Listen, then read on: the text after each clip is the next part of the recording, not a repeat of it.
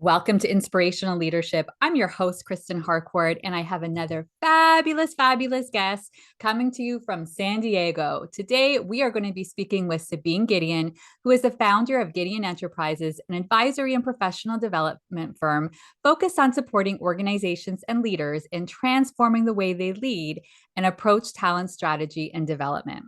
During her corporate career, Sabine gained expertise within various HR functions, including recruiting, talent management, and HR strategy. She has successfully navigated frontline HR leadership within a 70 billion Fortune 50 conglomerate and leveraged her drive for results to create and launch programming designed to improve the performance of employees and leadership. In 2021, Sabine launched SHELeads Network, a professional development and training community for women leaders in response to the overwhelming changes in society, calling on more women to take the lead in their homes, communities, companies, and businesses. Welcome to the show, Sabine. Thank you, Kristen. I swear that last sentence is it always gives me chills because that is just like the awakening of purpose within me. So thank you for that introduction. Oh, and honestly, as I was saying those words, I don't know if you noticed, I kind of paused and I was feeling into them as I was saying them. I was getting the goosebumps too. Yes. Yes. Thank God for the copywriter. I think I was the copywriter on that one. It's you are following your calling, girl, and it's amazing. And that's where I actually want to start with you, Sabine, because I think it's so interesting to hear about people's journeys, how they got to the work that they're doing in the world. And a lot of times there's different crossroads and you pivot in different ways. And so I love for you to give our audience an opportunity to learn a little bit more about you and your story. Yes, thank you. Thank you for that. So the journey started in corporate America, 2005-ish. I'd gone to school for human resources based on a suggestion from my ROTC captain, finished out and started at a school locally. And when I first got into HR, like I had no idea, like most people, what I was doing. I ended up in talent acquisition, but I really had the desire to move into the HR business partner role. And that was mostly because as I partnered with the HR business partners, I was like, oh my gosh, they have so much authority and influence. And, they're sitting with the business leaders and making decisions. And I set my eyes on that role. And I remember a manager at the time was just like, yeah, you're going to need about 20 years of experience before you can step into that. And I took that as a challenge because, hey, that's who I am, and really worked my way through in talent acquisition, talent management. Took on all the dots, the development opportunities that suck, and just really tried to get to that role. Even went back to school, got my master's, and then finally got the role. And Kristen, I kid you not, within 6 months, I was just like, and probably less than 6 months, but that's when I decided, okay, this is definitely not it. I just got to a place where I was just like, this is not what I had anticipated. And that's one of those moments where I realized that, I had outgrown that vision of that eager beaver at 22, 23, who was just like, I'm going to fast track my way to this role. And part of it was the organization and the structure around the HR business partner role. But the piece that really stuck with me at the time was realizing that I had this desire to help individuals, like literally change their lives.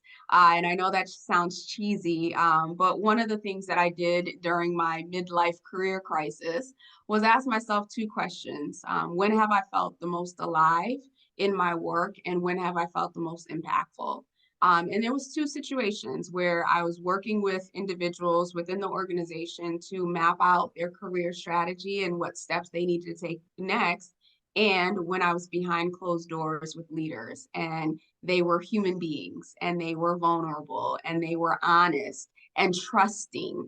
And it was in those moments I took it for granted at the time, but I realized that, not every leader, regardless of what role they're in or capacity they're in, really feels supported, really has that advocate or that confidant that they can go to and let their hair down. And so, once I realized that I had this gift, call it the leader whisperer, or whatever, whatever you want to call it, I set out and I wanted to support them because I saw that, outside of being at the executive level at the time, now it's shifted, but at the time it was more so the executives got leadership development or they got executive coaching. The middle managers who were dealing with the pressures of, managing their team and then also managing to expectations above them, they didn't get as much support or as much development. So I wanted to be able to be that person, continue to be that leader whisperer, continue to be that confidant, and that person that, really pushed them to step into not just, leadership in terms of their role, but really that identity of a leader. And so that's what I've been doing. I became a corporate dropout almost 5 years ago and have been, navigating entrepreneurship in supporting leaders within organizations and people who own small businesses, who have teams, and just being the best version of themselves in their businesses, in their lives, in their communities, and everything else in between. I love hearing that story for so many reasons. I think one, it's interesting because there was a part of you that knew the HR even back then, like somebody identifying that, reflecting that back to you. I think they were already seeing your gifts and you didn't necessarily know how that was all going to transpire. And I think it's also beautiful that you can have goals and you think this is what you want so badly, and then you get there. And it doesn't mean there's nothing cool. Like I talk about this all the time, that it's not about the destination, it's about the journey getting there. And people hear that and they're like, no, no, no, it is, because it's who you become, continue to become, and who you grow into. And getting to that place where, first of all, me knowing you, Sabine, like not at all surprised with your level of ambition that it was like 20 years. No way. That's not going to happen. So even everything that happened for you in terms of that growth and development, getting to that place where you were already ready to be an HR business partner. But then as you went on that journey, it's like so interesting, because then when you get there and now you've pivoted, because you're not the same person you were 5 years ago, or whatever that was when you started to make those decisions. And for people listening, it's a reminder that you have permission to change that pathway at any point, because my experiences hear this all the time, whether it's, well, it's too late because I'm already midway through my career, or I'm already in my 50s, or I'm always in my 60s. And I tell the story of this wonderful man that I met when I was at a retreat and I was going to be speaking there. And he was just so happy. We were in the kitchen, he was giving the food, and I just said, you look so happy. Like, tell me more about that. And he said, I am, because I'm 76 years old and I'm a chef. And it was what I dreamed about doing all my life. And I went back to school and did chef school when I was 74 years old. Mm-hmm. I tell that story to so many of the leaders I support when they say it's too late, I'm done, I can't shift now, I can't pivot, I've decided this is my career path. No way. At any point it can shift. And sometimes it doesn't even have to be as complicated that you're leaving and going on a completely different path, but sometimes that might even look like you pivot and you're going to go in a different area of the business, right? I've seen where people were in sales and marketing and all of a sudden they realize, I really want to do HR, and they're doing that later on in their career. And so it's never too late to go on, to follow another pathway, to follow your dreams, to listen to.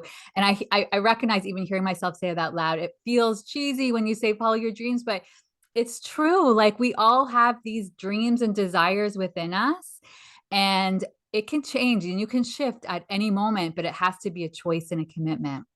Absolutely, absolutely. I wrote down time is a construct as you were talking, and we live by time, right? We live by our calendars, we live by everything, and so it is naturally easy to believe that once you've reached a certain point, you can't start over again.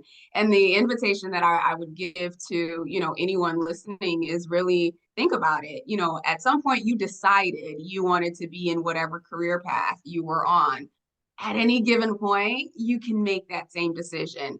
And I would almost say that the more experience you've had and the more, opportunities that you've had to transform and, become a different version of yourself, the quicker that pathway will open up to you, because now you have all this wisdom. Now you have this knowledge that maybe perhaps you didn't have it in the past. So I'm really big on encouraging people, like whatever that thing is. I had he's since passed, but it was a pastor, and he used to say, do you want to know, or he asked the question, do you want to know where the wealthiest place in the world is, right? And, of course, you're like thinking of places. And he was like, the wealthiest place is the cemetery. And he goes on to say that the reason why it's the wealthiest place, because that's where, people have passed away with all of their brilliant ideas, all of their brilliant inventions, all of the things that they could have done and contributed to the world, but they let, fear, whatever else, stop them. And so there are all those ideas, all that creativity laying in the cemetery. I know that's a little morbid, but I say that to say so many of us, and I think that that's the number one regret, right? That people Yeah. have, that they didn't take more risks and that they didn't just, enjoy or create the life that they wanted. Right. And it also reminds me of you get to decide what that looks like for you, because the other part that with the study referring to, she said that was talking about nobody says at the end of their deathbed, I wish I worked more. So you Mhm. also get to decide what your version looks like. And that I'm very conscious of when I talk about life work integration. There is no one version and no one size fits all. We were even talking before we got on live on the podcast around that sometimes you're working on the weekends and it's coming from a place of passion and excitement and focus and drive. And you also know how important it is that you're creating space for rest as well. And it's around you being conscious around the self integrity and what are you saying and being honest with your word. And that's the word that you're making to yourself. Yeah, yeah. Something you just said that sparked for me, this whole notion of, especially now, right? A lot of people are looking at their environment, they're looking at what they're doing, right? And they're trying to figure out, rather than work being the thing, right, the centerpiece of their life, and then fitting everything else around it, it's really of, okay, what is, and I know purpose is a deep and big and broad word, but like, what is my purpose? What are my gifts? What's my zone of genius or my unique brilliance and the thing that, I'm meant to do? And the encouragement that I usually give people is this visual of, imagine an apple seed, right? If you take an apple seed and you hold it in your hands, or you take an apple seed and you put it on the windowsill, right? It's just an apple seed. It'll never fulfill the thing that it's supposed to.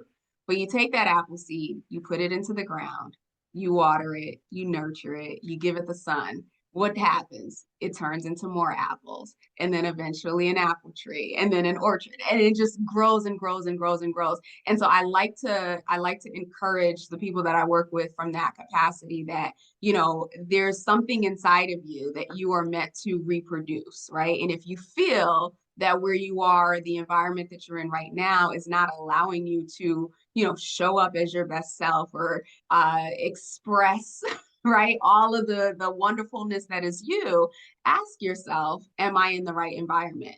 And that doesn't not necessarily mean that, you have to quit your job or stop your business or anything like that. Sometimes it's just a mindset shift in realizing that, okay, I've been pressing towards this, but really this is the opening. This is where my nurturing comes from. So just wanted to share that as an additional antidote. Yes, I think that is so important on so many levels. I think of that also as an entrepreneur. And I use that as a frame of reference too, that I'm always out there planting seeds, but I don't know when they're going to grow and at what point they're going to blossom. And I'm not attached to outcome. As long as I'm consistently taking action that's aligned action, that's coming from inspired energy, and it's not about pushing and scarcity, but more from a place of love and caring and serving my community and coming from a place of trust, so much more powerful around what can be created. Absolutely. Absolutely. The other thing I wanted to talk about, one of the threads with what you said there too, which I think is really important, and I think leaders will see themselves in what you just said, Sabine. And I think it's one of your gifts, and why you found your way the way you did, was that ability to get into a room with a leader behind closed doors and create a safe environment where they can be vulnerable. My experience is, and I think you and I talked about this one day, people don't wake up in the morning thinking to themselves, like, I just want to be as disruptive and as big of an a-hole as I can possibly be today and just go around damaging everybody and everything. If there is somebody in that category, this show is not for you. There's some other help that you need to seek. But a lot of people, it's not their intention. They're just not going about things the right way. They don't necessarily have the skills. They don't necessarily have a safe space to talk and share and be able to have a thought partner and someone to bounce things off of, and perhaps be able to even get support with coaching and training and things like that. And so I think it's a reminder, as I heard you talking, and you were talking about the senior executives. I mean, I find in some organizations, it's not just the senior executives, it's nobody. Like, they're just getting people rising up in the organization and they're not supporting them with training and development. So I'm interested in your thoughts around, when it comes to emerging leaders, mid-level leaders, all the way up to the C-suite, what would you like to see organizations doing more of in terms of setting their leaders up for success? Yeah, great question. And so we can talk about it from the organizational perspective, and I will. But everything starts with us, right? Us as individuals. And I think the recent study that I saw is like nearly 70% of leaders are either burnt out or on the way to being burnt out, right? Because of the environment. Things have changed, and things have shifted, and the demands are great. So one of the things, because I work with so many leaders, and I work with a lot of women leaders, but also some men too, and ambitious, goal driven, they essentially want to make an impact and want to make a positive impact. And so the piece for the individual that I always fall on is, asking yourself, why am I doing all of this, right? A lot of the leaders that I coach and develop, while they are, powerful in their own right, there are a lot of things that they do that they don't have to do, right? So it's like helping them transition, especially we'll call them emerging leaders, transitioning from that doer to that delegator, right? Like, what does that look like to not be the star in doing, and actually being able to leverage your skills to support others to be the one to do? What does that look like in terms of just communicating expectations? We put leaders or people in leadership positions on such pedestals that we often don't realize or don't even acknowledge that they're human beings, and they have their own, challenges and their insecurities and all that other stuff. And so what does that look like to be able to look at what's on your plate as a leader and not go into autopilot of, I have to figure all of this out and I have to be the one to do it, where I'm actually looking around, okay, who on my team can support me in this? And then who can I get to help support me, to help support me, the person. I was talking to a coach not too long ago. She's an executive coach, and she reminded me of something that I knew, and now I'm reminding my leaders that, the higher up you go, the more support you need, right? So if you're having this mindset of like this independent streak of, I got to figure out all the things, then you're setting yourself up for failure. You're setting up your team for failure. And that's not what you want. And I won't even get into the redefining failure, but because that's another conversation. But when you look at, I say, start with you, right? Start with you. The leadership operating system by which I support clients is, it all starts with you, right? How are you being? Who are you being, right? Are you yourself aligned with what's important and what's right for you? Then you look at the organization, right? When you, as the leader, can identify what your strengths are, you're operating in it, your values and whatnot. Then you look at the organization. Do I have the right people in the right seats, working on the right things? And that's where things like succession planning and talent reviews come into play. And so that has been a focus of mine in these last few months, really, because, as we all know, the in terms of the gaps gaps in leadership readiness for leaders, like that gap is only getting bigger, and it's getting bigger in terms of women who are ready to take the next step, and minorities. And so the thing to look at for organizations or people who are in leadership spaces is it's not about, oh, I'm the leader, so I take on more work. It's about, oh, I'm the leader. Here's the work that needs to get done. How do I look at my organization in a different capacity and look at the people who are in there and start to make these strategic decisions now so that as opportunities become available, we have people who are ready to transition. And so succession planning, I don't know about you, Kristen, when I used to do it when I was in corporate America, it was like the bane of my existence. Like it was painful. And not only was it painful, it was ineffective. And reason being, you'd have these long meetings, all of the paper, all of the PowerPoints, right? You'd make these decisions or, declarations about people around their readiness to step into a role. And then it never got communicated to the people that like, hey, you've been identified as X or you're a successor, or here are some of the gaps that have been recognized, and this is how we're going to develop you in that space. And so what I'm really seeing as a more impactful and effective way to leverage succession planning is almost really doing it like using the talent reviews as an assessment, if you will, to determine how are we going to develop and coach this person into that space. And I'm starting to see some real good traction with that. The challenge remains, right, for leaders to be able to take that time away to step back and not be so engrossed. And I know it's easier said than done, so engrossed in the day-to-day or whatever the fire drill of the moment is, to say, okay, you know what, I can spend this time dealing with this fire drill, or I can start positioning people to be able to grow. Because as we look at the demographics, you have boomers who are exiting and retiring. You have Gen Z who has entered, I think they're about 5% of the workforce, and more to come, but they're also deciding that they don't want to work in traditional work environments, right? And they want to be fast tracked. Like they're giving you 6 months and there should be a promotion and all these other perks, right? So the question is, as a leader today, what can I start to do to look differently at what leadership means? Leadership is more than just, figuring out how to make the bottom line results or the bottom line numbers.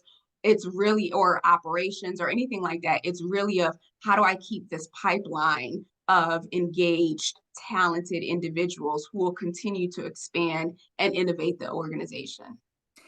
Yeah, I think what you're saying is so important. And one of my experiences that I coach a lot of leaders with when they are going from individual contributor to leader, and actually sometimes even several levels up, is the leadership mindset. With what you're saying, you're looking at it from a lot of different angles. There is the work that you're actually doing, then there's the people that you're constantly coaching and mentoring, and just like you said, like taking that step back and then looking at what currently is on your team, what does that high performing team look like, and then what do you want to continue to build in the organization, and having conversations with other members as well, and talking about and sponsorships. We could talk a little bit more about that when we're talking about female leaders as well.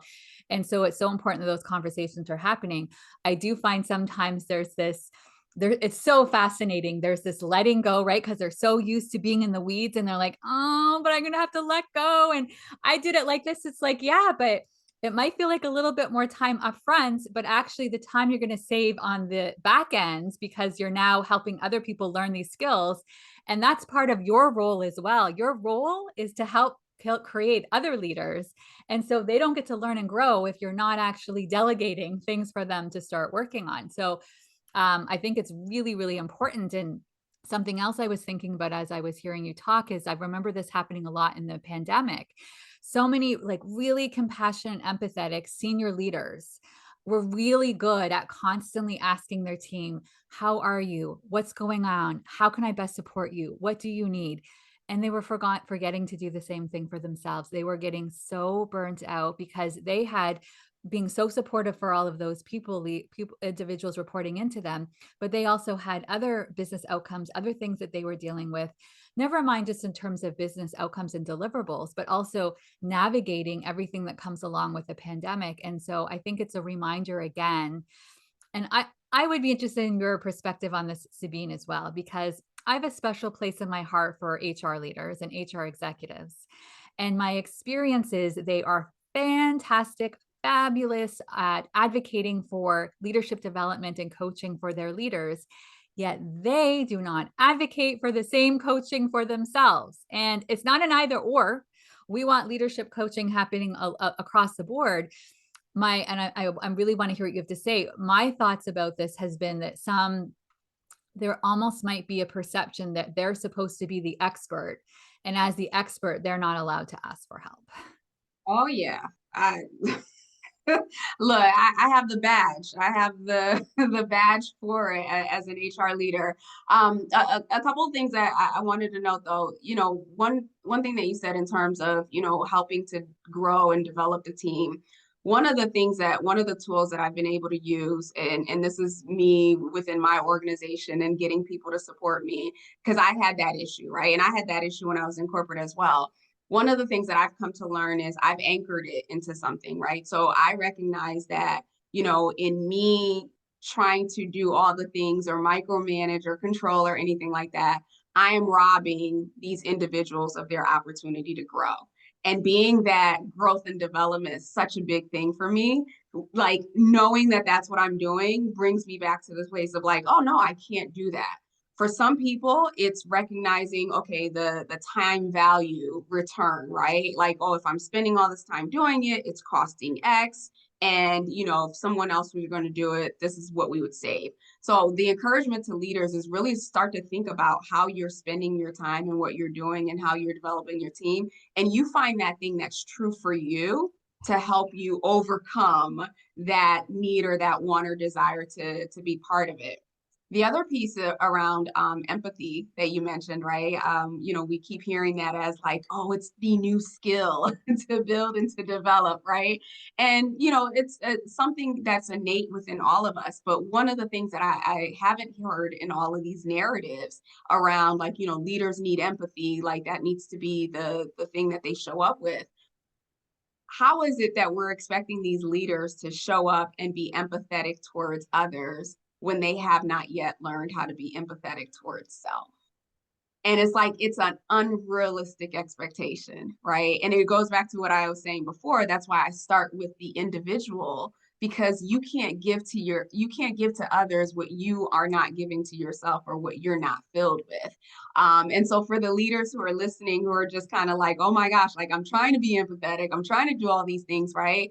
Just understand that it starts with you. You have to fill your cup with whatever it is that you need to be and feel whole in order for you to be effective in pouring that out.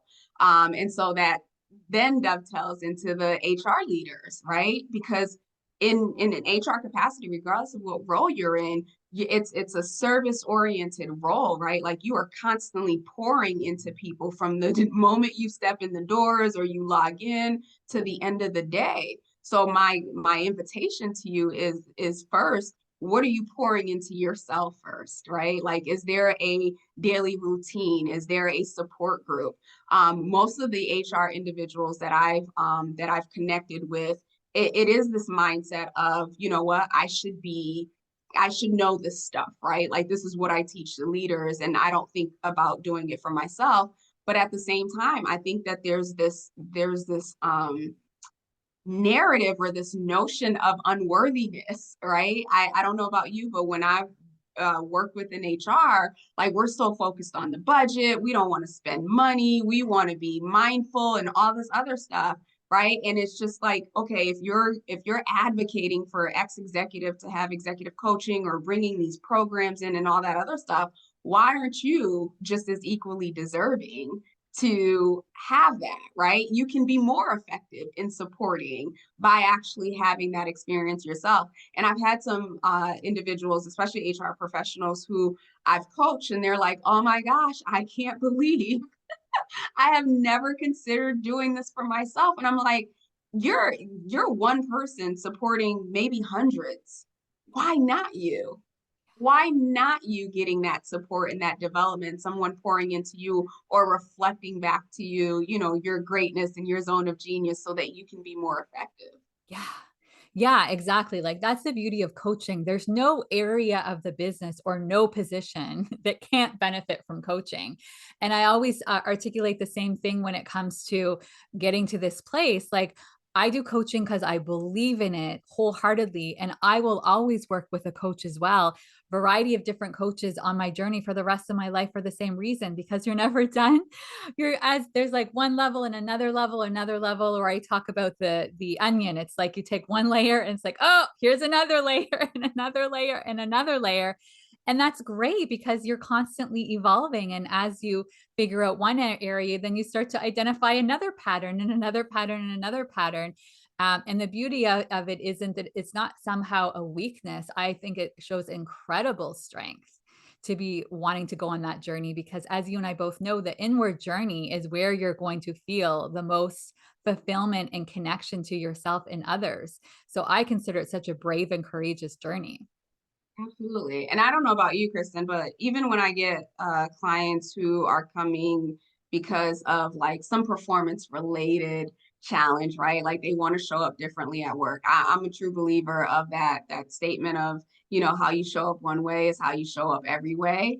And so it never is just about, okay, you do A plus B and that equals C, and these are going to be your results at work. It is that decoupling of what's really going on inside of you, what's going on inside of your mind. And then also let's take a look at where else this is showing up. Because I have never not had a situation where, where they were struggling in one area, that it was not this like the same in different areas and different aspects, maybe not showing up exactly the same, but it's just like, our us as human beings, we can't compartmentalize who we are. We can't compartmentalize our fears. We can't compartmentalize any of that stuff. And so the power in working with a coach, and going back to the bio that you read, that it's not just about, hey, I'm going to perform better at work, or I'm going to, negotiate my next raise a little better. It's I'm going to build the confidence to advocate for myself. And that's going to show up in your household. That's going to show up in how you interact with, those who you love and care. Of course, that's going to show up at work. That's going to show up everywhere. And so really looking at coaching as a holistic gift that you can give to yourself. Now, if you're, maybe if you're going for like sales coaching, like there's a skill set that you're going to learn, but even then, you're getting insights into, what are your beliefs about money? What are your beliefs about worthiness? What are your beliefs about your time and the value that you bring for your skills? So look at coaching as this holistic gift that allows you to explore how, what you think and how that is playing out in all the various areas of your life, and then taking that and then making changes incrementally, or incremental changes in the different parts of your life.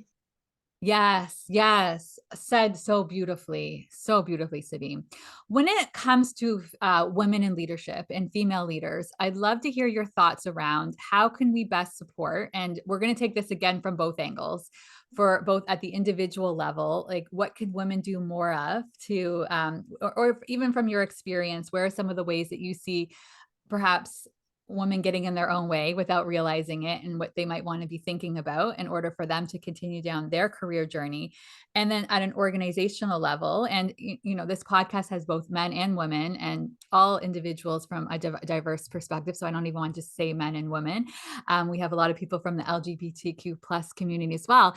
But I'm curious around whether it's somebody listening and thinking about how they can be an ally for women, or even the organization, right? What can they be thinking about in terms of making sure they are building a pipeline with more female leaders? My dream is to have more females at the very top as CEOs, because I think if we can have more CEOs, female CEOs in organizations, I think the world needs it. I think we will see huge, huge shifts. So from both ends, and I know this is a work in progress, so it can feel like a really big question, but there's a reason why you felt so strongly compelled to create this community to bring female leaders together. So would love to hear your thoughts. Yeah, absolutely. And thank you for that. So on the first part, right? Like, so how are women getting in their own way, or what are some of the things that they can do to, break through, whether you want to call it the ceiling, the cliff, and all the other things that are happening, right? So there's four places that I've really identified throughout my career, not just as a coach, where I feel like we have opportunity, right? And I was just talking to someone about this last week. I remember when I first started in HR, one of my managers, she wasn't the CHRO, but she was the head of HR for that particular business unit. And she gave me a copy of the book, Nice Girls Don't Get the Corner Office. And I still have that book, and it talked about, like, women having the candy dish at their desk, or women being the ones to volunteer to plan the parties, and all these little things that naturally were either delegated to the women and or the women took on, right? And so it was giving this insight around, like, hey, when you're there, be this business person and be this professional and be da da da da, and not do these like girly things. I have my thoughts on that book now. At the time, it kind of made sense to me, but I have my thoughts on that book. But one of the key things too is that, within that, it talks about how we like to take on all the work, right? And I've talked to so many women, so many ambitious, accomplished women, where the mindset is, I'm gonna put my head down and I'm gonna just do the work, and someone's gonna notice me. Well, the truth of the matter is, when you put your head down and you take on all the work, the only reward you get is more work, right? You may get some recognition and some acknowledgement for that more work, but that's what's going to happen. And so really shifting that mindset into, okay, there's the work that I have to do, right? But I have to look at this holistically. I have to look at my career holistically in terms of, who do I need to support me? And that's the place, the asking for help and the ask and getting support from the right people. I feel like that is a place that we are continuing to evolve. And so I have this thing, I call it the success circle, right? So I always challenge my clients, think of your success circle, right? Just like any athlete, any star, they have an entire team of people around them making them successful. You deserve that as well.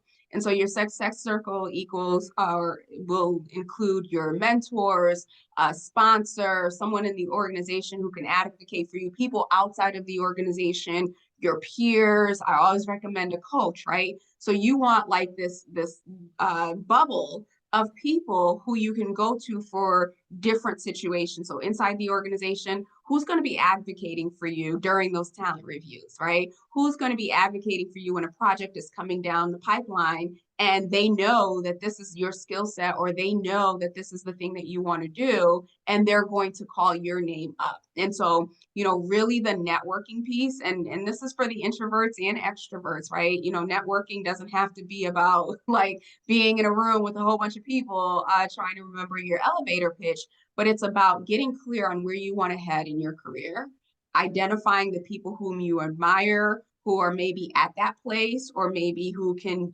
serve as mirrors for you when you're not so confident, and letting them know, this is what I'd like to do, and this is how I see you supporting me. I think the other challenge that I've seen with some clients is that they'll reach out to somebody and they'll be like, hey, I'd love for you to be my mentor. Like, I'd love for us to have these like skip level meetings, or like quarterly things. But it's, when they get together, it's kind of like, hey, how's it going? What's new? I'm working on this project. But that person, you walk away and that person doesn't know what their responsibility is or what the expectation is for that particular relationship. So not being afraid to say, hey, I'm looking to get to X role, or I'm looking to do X, and this is how this is how you could support me in that. Having that conversation. The second one is really around advocating for self. And that could be in the form of, salary negotiations, asking for promotions, asking for resources. This goes back to I'll just take on all the work and I'll figure it out, and I'm working 12, 15 hours and I'm miserable.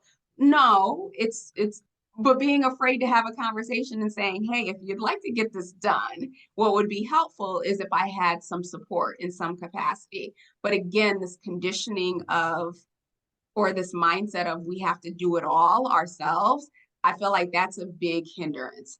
And then the last piece is really just getting to a place where we are actively building our personal brand. And I know that personal branding like has a whole bunch of different connotations, right? And the thing is, at some point we're going to leave, or you're going to leave the organization you're with, or you'll advance, or something will happen, right? at the, you know how they used to say, like, your word is your bond, right? Your brand, right? Not just what you do, but who you are, how you show up. I think a lot more professionals, leaders especially, are starting to build their brands and leveraging platforms like LinkedIn, because at the end of the day, we know, and this is not to spread fear by any capacity, but we know that, unless it's your own company, like, a decision can be made at some point where you're no longer there. So to hedge against this, I am a big proponent of, don't wait until you need the network, or don't wait until you need people to know who you are and what you do. Start building that now. Think of yourself as a company and look at, where your opportunities are to start building and branding, so that as you grow, as you develop, more opportunities come to you versus you having to be the one to seek out opportunities. And God forbid, in a situation where, you're frantic and emotional and everything else is happening. So those are kind of the things where I work with the women within the network. It's really around less about the work that they do, and of course the leadership piece, but how are you looking at yourself strategically and the skills that you bring to the table, and then how are you building this ecosystem essentially to support you and your success and your goals. And then from an organizational perspective, just going back to what we talked about with the talent reviews and succession planning, right? We see women at the senior level, or just like at the cusp of C-suite, walking away and saying, no, I don't want this anymore. This isn't what, similar to what I did. This is not what I envisioned. And so now you have a gap. I think they said I was reading some article, they were like, for every one woman who leaves the C-suite, right, it's actually like a two-person gap, because it takes that much longer to find another woman to fill that space. And so this is the opportunity for those who are in organizations, you're doing talent reviews, right? Let's do the talent reviews holistically, right? Make sure that we're identifying the next in line and successors, or if they have gaps, identifying what those gaps are. But then let's take the next step and say, okay, we can create these programs that allow us to fast track or to accelerate women or minorities or underrepresented groups, so that they can move into the roles that they need to. There are whole industries where, you, especially like tech and even healthcare, where it's not a lack of talent that they have at those senior levels. It's just that everybody is like clustered into like this 1 to 3 year like level, maybe not level, but like at a lower level of the organization, and there's no formal structure to help move them along into the next space. And so there's just so much that can be done. But for individuals, it starts with you. It starts with you learning how to advocate for yourself and building that circle. And then for organizations, it's really about looking at holistically, what do we want? What do we like? Are we going to stand behind our statements? And how do we create programs that actually allow us to live out what it is that we're saying that we are? I mean, I think what you said here is so important. And I always like to position it from both sides. I think there's lots of times where women are not necessarily putting their hand up, having visibility, having daring conversations, asking for what they want, making sure that they're advocating for not just themselves, but others as they work their way up in the organization.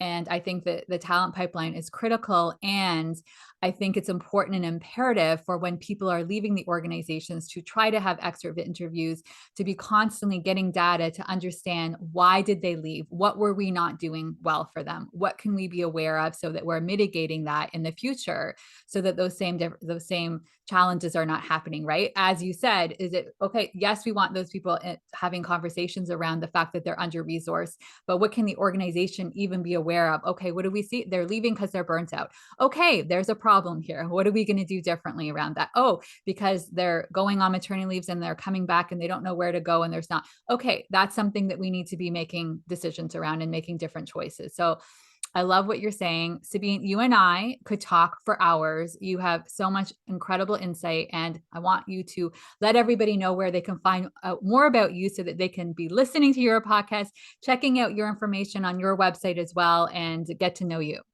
Yeah, thank you for that. And the other thing that I would say just on what you just said is let's not wait until they're leaving, Right. right? Let's have stay interviews. Like Right. I've seen a lot more companies like just focusing on let's ask the question before they leave, what would cause you Exactly. to leave? Yes. So that's another tip. If you're not implementing stay interviews, definitely you can Yes. do. Yes. It's Um, not an either or 100%. So there's stuff that you're wanting to be constantly doing in terms of asking questions. And then the ones who leave that's a surprise, make sure you're trying to get data there. Data at all times, constantly serving and asking questions. Absolutely. Absolutely. Thank you. Well, so as Kristen mentioned, I have a podcast, She Leads Now, where we talk about this stuff for the most part, and bring on, women leaders, women experts to speak to, more so not necessarily just the challenges, but how we're moving forward, how women are stepping into their leadership identity and leadership power, and they're making waves because we can't all make the Forbes top 25 list. So I love to be able to highlight the women who are, advancing or plowing through for the next generation to be able to have a smoother ride or path, if you will. For those who are listening, if you want to connect, LinkedIn is my space. Please feel free to connect with me there. Let me know you heard me on the show. I'd be glad to connect with you. And then, of course, for SHELeads Network, for those who are women who identify as women who would like some additional support and the community and the collaboration and accountability, please check out SHELeads Network at SHELeadsNetwork.com. Amazing. Thank you so much for being here today, Sabine. Thank you, Kristen, for having me.